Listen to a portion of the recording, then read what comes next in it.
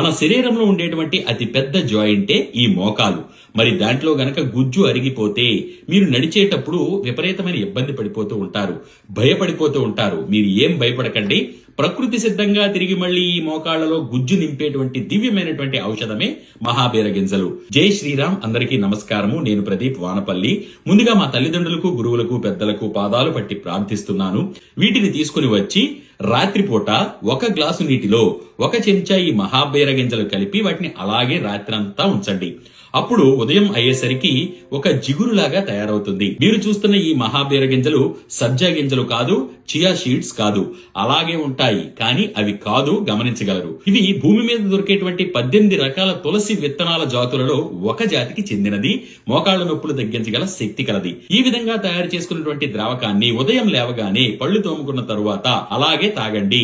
ఒక అరగంట వరకు ఏమి తీసుకోకండి. ఈ విధంగా చేస్తూ మీరు ఖాళీగా ఉండే సమయంలో చాలా వరకు కూడా ఈ మోకాలని కదపడానికి చూడండి. దాన్ని అలాగే ఉంచేయకూడదు. దానికి లూబ్రికేషన్ అవసరం. మరి ఈ మహాబీర గింజలను వినియోగిస్తూ, ఆహార నియమాలు పాటిస్తూ, సులువుగా అరిగే పదార్థాలను తింటూ, దుంపజాతికి సంబంధించినటువంటి అలాగే వాతవ చేసేటువంటి వస్తువులను తినడం తగ్గిస్తూ ఉంటే మీ మోకాళ్ళ నొప్పులు తగ్గుతాయి. సర్వే సుజన సుఖినో భవంతు. ధన్యవాదాలు.